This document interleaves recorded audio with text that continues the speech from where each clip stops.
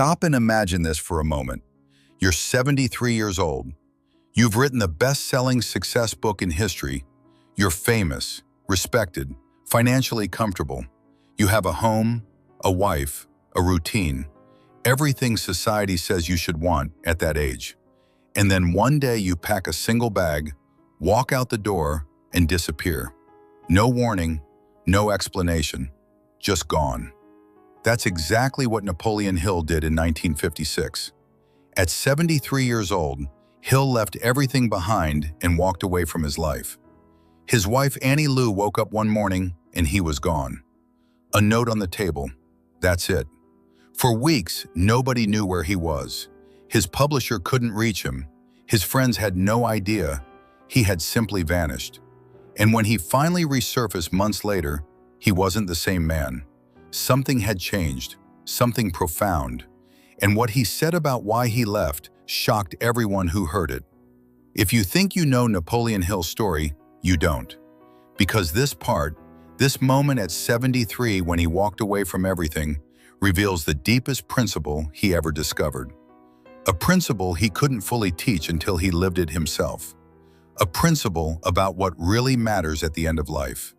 And if you're over 50, what you learn in the next 15 minutes might be the most important thing you ever hear. Because Hill discovered something at 73 that most people never learn, and it cost him everything to find it. Before we go deeper, comment right now, I will not waste my remaining years. Because what Hill discovered at 73 proves that your most important years might still be ahead of you. Hit like, subscribe, and let's discover why Napoleon Hill walked away from everything at 73 and what he found on the other side. Here's what led to that moment. By 1956, Napoleon Hill was at the peak of his success. Think and Grow Rich had sold millions of copies. He was recognized worldwide as the foremost authority on success and achievement. He had money, fame, influence. He and Annie Lou lived comfortably. He gave occasional lectures, wrote articles, enjoyed a peaceful life. By every external measure, Hill had achieved everything. He had written the book on success and lived it. He should have been satisfied, content, fulfilled. But he wasn't. Something was eating at him, something he couldn't name at first. A restlessness, a sense that despite all his achievements, he was missing something crucial. Something he had taught for decades but never fully understood himself. Hill started having dreams, vivid, disturbing dreams where he was standing in front of massive crowds, teaching success principles, and suddenly he'd look down and realize he was hollow inside. Empty, just a shell. In one recurring dream, people would come up to him after a lecture, thanking him for changing their lives. And he'd open his mouth to respond, but no sound would come out. He had lost his voice. He'd wake up in cold sweats, his heart pounding. Annie Lou would ask what was wrong. He'd say nothing, just a bad dream. But it wasn't nothing. His subconscious was trying to tell him something he'd been avoiding for years. One morning in early 1956, Hill woke up and looked at his life with complete clarity. And what he saw terrified him. He was 73 years old. He had maybe 10, maybe 15 years left if he was lucky. And he realized he had spent the last 20 years living comfortably, but not meaningfully. He had achieved success, but he hadn't achieved significance. That distinction hit him like a physical blow. Success is about you, what you achieve, what you accumulate, what you're recognized for. Significance is about others, what you contribute, what you change, what outlasts you. Hill had built success, massive success, but looking at his life honestly, what had he actually changed in the last 20 years? He'd written a great book decades ago. He'd given lectures. He'd enjoyed the fruits of his work. But what was he building now? What was he creating that would matter after he died? The answer was nothing. He was coasting, living off past achievements, comfortable but not growing, safe but not serving. And for a man who had spent his life teaching that growth and contribution are the only things that give life meaning, That realization was unbearable. Seneca, the Stoic philosopher Hill had studied extensively, wrote something that haunted Hill during this period. He wrote, "It's not that we have a short time to live, but that we waste a lot of it. Life is long if you know how to use it, but we act as if we'll live forever, squandering time on trivial pursuits, comfort, and entertainment. Then suddenly we're old and realize we've accomplished nothing that truly matters." Hill saw himself in those words.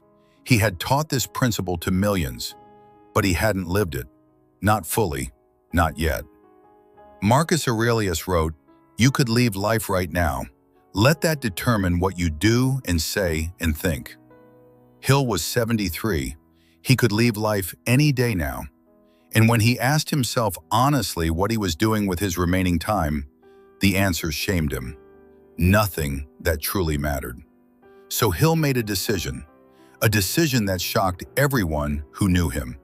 He decided to walk away from his comfortable life and go find his final purpose.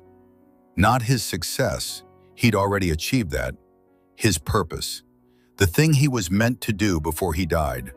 The contribution that would justify his existence. He didn't know what it was yet. He just knew he wouldn't find it sitting comfortably in his house, giving occasional lectures, living off past achievements. He had to leave. He had to strip away everything familiar and comfortable and go searching. Even at 73, especially at 73, because time was running out. One morning in March 1956, Hill packed a single bag, some clothes, his notebooks, a few books. That's it. He left a note for Annie Lou that said, "I need to find something. I don't know what yet. I don't know how long it will take, but I can't die without finding it. Please forgive me. I love you." And he walked out. He got in his car and drove. No destination, no plan, just drove. For weeks, Hill traveled across America. He stayed in cheap motels. He ate in diners. He walked through small towns and big cities. He talked to people, strangers. He asked them about their lives, their dreams, their regrets. And he listened, really listened. Not as a famous author or success teacher, just as an old man trying to understand what actually matters.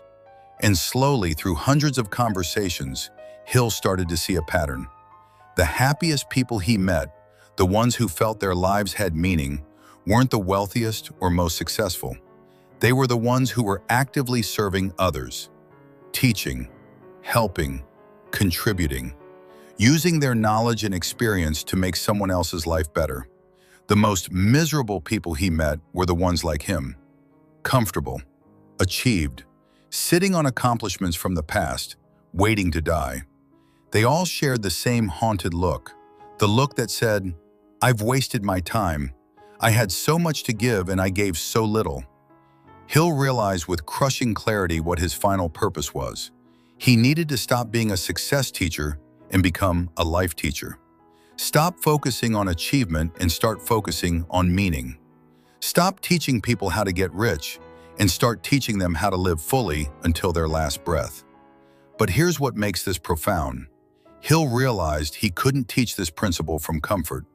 He couldn't write about living fully while sitting safely in his house. He had to live it first. He had to prove it was possible. At 73, broke again because he'd left everything behind, starting over in cheap motels, Hill was more alive than he'd been in 20 years. Why? Because he was pursuing purpose, not comfort. Growth, not safety. Contribution, not recognition. And that made all the difference. After 3 months on the road, Hill returned home. But he wasn't the same man who left. He'd found what he was looking for, his final mission. And he spent the remaining 14 years of his life, from 73 to 87, living that mission with total commitment. He started teaching differently, not just success principles, but life principles. How to face death without fear, how to live with meaning in your final years, how to contribute when society says you should retire and rest, how to turn the last chapter of life into the most significant. He wrote new material, gave different lectures, had deeper conversations, and everyone who knew him noticed the change. He wasn't just teaching anymore, he was living it, demonstrating it, proving it. At 73, Hill had walked away from everything comfortable and safe to find his true purpose. And what he discovered changed not just his life, but his entire teaching. Here's what Hill learned that he couldn't have learned any other way. Most people spend their lives building success and call it enough. But success without significance is just sophisticated distraction.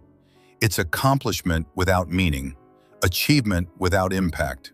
The Stoics understood this completely. Seneca wrote, "True happiness is to enjoy the present without anxious dependence on the future. Not to amuse ourselves with either hopes or fears, but to rest satisfied with what we have." But rest satisfied doesn't mean stop contributing. It means stop chasing external validation and start living for internal purpose. Marcus Aurelius, leading the Roman Empire in his 60s, while writing some of history's most profound philosophy, understood that age doesn't diminish your capacity for significance. It increases it, because you finally have the wisdom, experience, and perspective to contribute something truly valuable. Epictetus taught, "Don't explain your philosophy, embody it." Hill couldn't teach his deepest principle until he embodied it, until he walked away from comfort at 73 and proved that purpose matters more than safety. So what does this mean for you? If you're over 50, over 60, over 70, listen carefully. Society tells you to slow down, retire, rest, enjoy your remaining years in comfort and entertainment.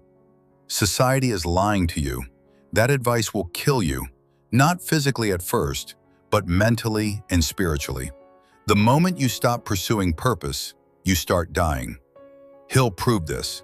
At 73, everyone expected him to coast on past achievements, but coasting felt like death to him. So he walked away from everything comfortable to find something meaningful. And those final 14 years, from 73 to 87, became the most purposeful, most alive, most significant years of his entire life. Not the most successful, the most significant. Here's the question Hill learned to ask that changes everything. Not what have I achieved, but what am I contributing right now? Not what did I accomplish, but what am I building today? Not what's my legacy from the past, but what am I creating for the future? Those questions force you out of comfort and into purpose, out of retirement and into significance, out of coasting and into living. Hill discovered at 73 that he had maybe 10 or 15 years left. He could spend them comfortably, safely, entertaining himself while waiting to die. Or he could spend them purposefully, serving others, contributing everything he'd learned, living fully until his last breath. He chose purpose, and it made all the difference.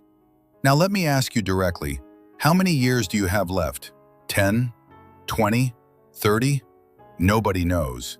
But however many you have, are you spending them building something meaningful or just maintaining something comfortable? Are you contributing or consuming, growing or coasting, living or waiting? Hill at 73 realized he'd been waiting, comfortable but hollow, safe but insignificant. So he walked away from everything to find his true purpose. And what he found wasn't a new achievement or accomplishment. What he found was the courage to serve until his last day, to teach until his last breath, to contribute everything he had while he still could. Here's what you need to do if Hill's story has stirred something in you.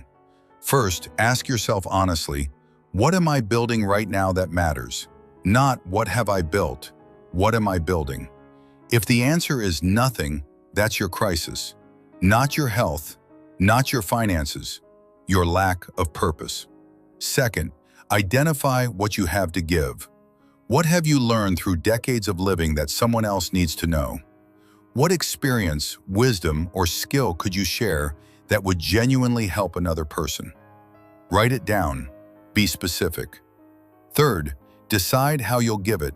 Teaching, mentoring, Writing, creating, volunteering, the method doesn't matter, the commitment does.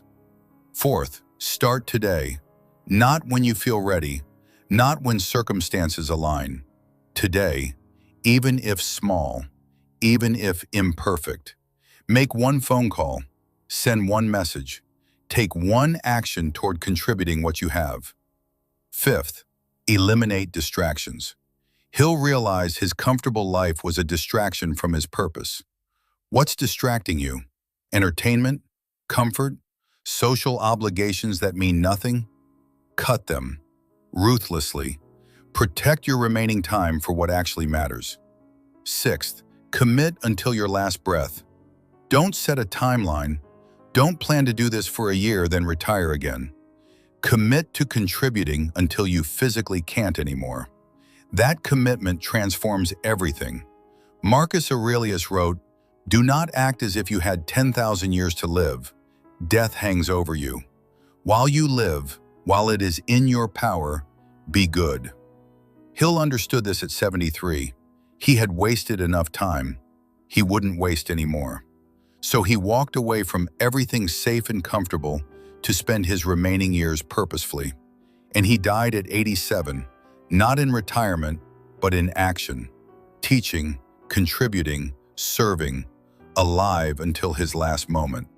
That's the lesson.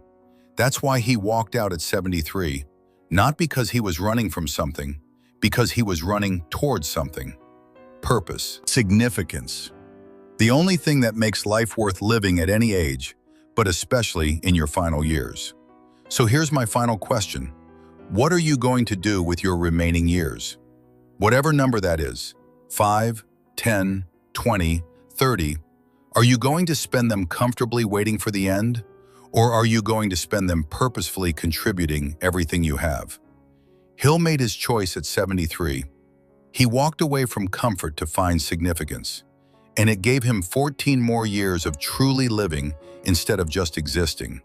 Your turn. Make your choice. Not tomorrow, today. Comment, "I choose purpose over comfort." Like this video so others over 50 discover this before wasting their remaining years. Subscribe because we're teaching what Hill proved through his own life, the wisdom that actually matters when time runs out. And share this with someone who's coasting when they should be contributing.